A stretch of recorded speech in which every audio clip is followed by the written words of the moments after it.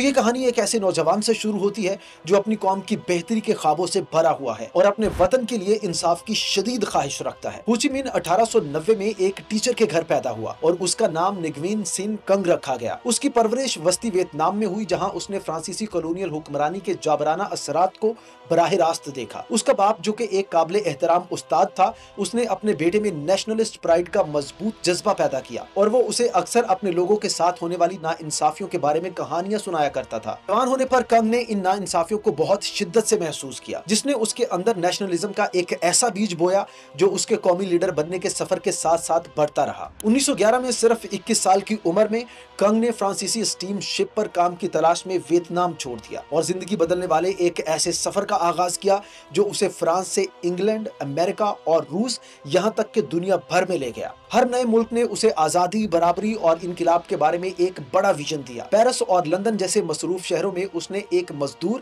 اور kitchen assistant کے طور پر کام کیا، جہاں اس نے محنت کش طبقے کی جدوجہد کا تجربہ کیا اور کلونیلزم کی بربریت کے بارے میں اس کا نظریہ اور زیادہ پختہ ہو گیا۔ ان تجربات نے کلونیل آپریشن کے خلاف لڑنے کی اس کی خواہش کو اور زیادہ مضبوط کر دیا۔ 1919 تک کنگ سیاسی طور پر زیادہ فعال ہو گیا تھا۔ اس نے پیرس میں سوشلسٹ گروپوں میں شمولیت اختیار کی اور جلد ہی ایک گرم جوش سپیکر کے طور پر شہرت حاصل کر لی۔ اس نے پیرس امن کانفرنس میں ویتنام کی آزادی کا مدعا اٹھایا، جو فرسٹ ورلڈ وار کے بعد کولونائزڈ نیشنز کی قسمت کا فیصلہ کرنے کے لیے ہوئی تھی۔ ہو چی نے ویتنامی عوام کے 8 مطالبات کے نام سے ایک پٹیشن لکھی۔ فرانسیسیوں سے ویتنام کے لوگوں کے لیے زیادہ سے زیادہ آزادی اور حقوق کا مطالبہ کیا گیا تھا۔ اس نے اپنی پٹیشن میں ایسے الفاظ استعمال کیے جو امریکن انڈیپینڈنس ڈکلیریشن سے بہت زیادہ ملتے جلتے تھے۔ آزادی اور سیلف ڈٹرمنیشن کا مطالبہ کیا گیا تھا۔ اگرچہ اسے امید تھی کہ اس کی درخواست عالمی رہنماؤں کی توجہ حاصل کر لے گی، لیکن اسے مکمل طور پر نظر انداز کر دیا گیا۔ اس بے حسی نے اس کے عزم کو مزید مضبوط کر دیا اور اسے اپنے لوگوں کو آزاد کرانے کے لیے دوسرے طریقے تلاش کرنے پر مجبور کر دیا۔ 1923 میں ہو چی نے ماسکو کا سفر کیا، جہاں اس نے مارکسسٹ نظریے کا مطالعہ کیا اور وہیں وہ کمیونسٹ تحریک سے متاثر ہو گیا۔ وہ اس بات پر قائل ہو گیا کہ کمیونزم ہی ویتنام کے لیے آزادی کا راستہ ہے، ایک ایسی قوم جس پر طویل عرصے سے غیر ملکی طاقتوں کا غلبہ تھا۔ 1930 کی دہائی کے اوائل میں نگوین سین کنگ نے اپنا نام بدل کر ہو چی من رکھ لیا، جس کا مطلب ہے روشنی لانے والا، ایک طاقتور نام جو اپنے لوگوں کو آزادی کی طرف لے جانے کے لیے اپنے مشن کی علامت بن گیا۔ اس کی تحریریں اور تقریریں ویتنام پہنچنا شروع ہوئیں، جس نے کالونیل حکمرانی کے خاتمے کی خواہش مند نوجوان نیشنلسٹ کے دلوں کو گرما کر رکھ دیا۔ وہ اب انصاف کی تلاش میں بھٹکتا صرف ایک نوجوان نہیں رہا تھا، بلکہ وہ ایک ایسا لیڈر بن گیا تھا جو ہزاروں ویتنامیوں کے لیے امید کی علامت تھا۔ 1941 میں جب وہ ویتنام واپس آیا تو دوسری جنگ عظیم کی وجہ سے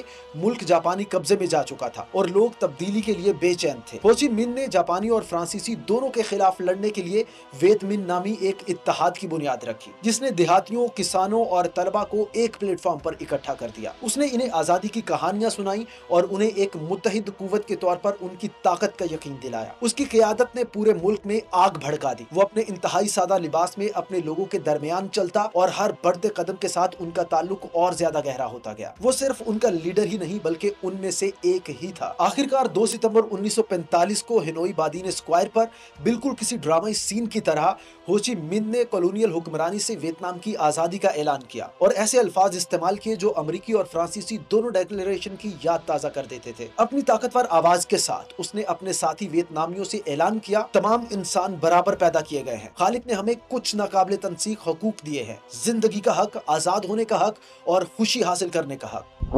đồng bào cả nước, tất cả mọi người đều sinh ra có quyền bình đẳng, tạo hóa cho họ những quyền không ai có thể xâm phạm được. Trong những quyền ấy có quyền được sống, quyền tự do và quyền mưu cầu hạnh phúc. یہ اعلان Vietnam کے لیے ایک تاریخی موڑ ثابت ہوا، جس نے ایک طرف ویتنامی عوام میں فخر اور امید پیدا کی تو دوسری جانب کالونیل طاقتوں میں خوف پیدا کیا۔ ایک نوجوان کے خواب سے شروع ہونے والا یہ سفر ایک انقلابی تحریک میں تبدیل ہو چکا تھا، ایک ایسی تحریک جو دنیا کے پاور سٹرکچر کو چیلنج کرنے والی تھی اور ویتنام کی تاریخ کا رخ ہمیشہ کے لیے بدلنے والی تھی۔ فرانسیسی جو اتحادی گروپ کے ساتھ مل کر سیکنڈ ورلڈ وار جیت چکے تھے، اپنی کالونی کو چھوڑنے کے لیے تیار نہیں تھے اور وہ فوری طور پر کنٹرول حاصل کرنے کے لیے ویتنام واپس آ گئے اور پھر یہاں 1946 سے فرسٹ انڈو چائنا وار کا آغاز ہوتا ہے، جو ہو چی من کی سربراہی میں ویتنامی فریڈم فائٹر گروپ ویت من اور فرانسیسی افواج کے درمیان لڑے جانے والی ایک وحشیانہ اور طویل جنگ تھی۔ مقامی دیہاتیوں، کسانوں اور نوجوان اسٹوڈنٹس پر مشتمل ویت من تقریباً 8 سال تک فرانسیسی فوج سے لڑتا رہا، ایک ایسی فوج سے جن کے پاس کہیں زیادہ بہتر ہتھیار اور وسائل موجود تھے، لیکن یہ سرزمین ویت من کی تھی اور وہ پورے علاقے کو اچھی طرح جانتے تھے۔ وہ جنگل کے راستوں سے خونخوار حملے کرتے اور گوریلا ٹیکٹکس کو اپنے فائدے کے لیے استعمال کرتے تھے۔ ان کا حوصلہ بہت بلند تھا، وہ سخت حالات کو برداشت کرنے اور اپنے ملک کو آزاد کرنے کے لیے ہر خطرے کا سامنا کرنے کے لیے تیار تھے۔ 1954 میں ڈین بین فو کی جنگ میں اس وقت ایک فیصلہ کن موڑ آیا جب فرانسیسیوں نے ایک وادی میں اس کانفیڈنس کے ساتھ ایک بڑا فوجی اڈا قائم کیا کہ وہ وہاں ویت من کو شکست دے سکتے ہیں، لیکن ویت من نے کچھ ایسا کر دکھایا جو کبھی کوئی سوچ بھی نہیں سکتا تھا۔ انہوں نے پہاڑوں کے اوپر سے اور جنگل کے راستوں سے ہتھیاروں اور سپلائیز کو فرانسیسی بیس کے قریب ترین منتقل کر کے فوجی اڈے کو چاروں طرف سے گھیر لیا۔ ایک طویل اور سخت لڑائی کے بعد آخرکار فرانسیسی افواج کو شکست ہوئی۔ اس فتح نے دنیا کو ہلا کر رکھ دیا اور سب کو یہ بتا دیا کہ ویتنامی اپنی آزادی کی خاطر لڑنے کے لیے کتنے پرعزم ہیں۔ بن فو میں فرانسیسی شکست کے بعد جنگ بندی کے لیے جنیوا سوئٹزرلینڈ میں امن مذاکرات ہوئے اور 1954 میں جنیوا معاہدے پر دستخط ہوئے جس سے جنگ کا خاتمہ ہوا۔ تاہم معاہدے نے ویتنام کو عارضی طور پر 2 حصوں میں تقسیم کر دیا جسے 17th پیرالل لائن کہا جاتا ہے، جو جنیوا معاہدے کے تحت ویتنام میں عارضی طور پر فوجی حد بندی لائن تھی، جس کے نتیجے میں بہت زیادہ مختلف بلکہ مخالف نظریات کی حکومتوں والے